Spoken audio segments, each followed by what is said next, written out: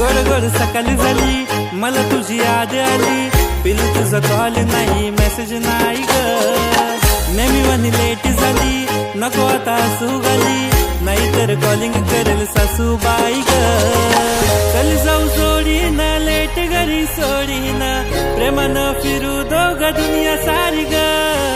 ये पिलू लाडीना, भारी दिसते साडीना, जवळ घेऊन माझ्या मलाच ठेवीना.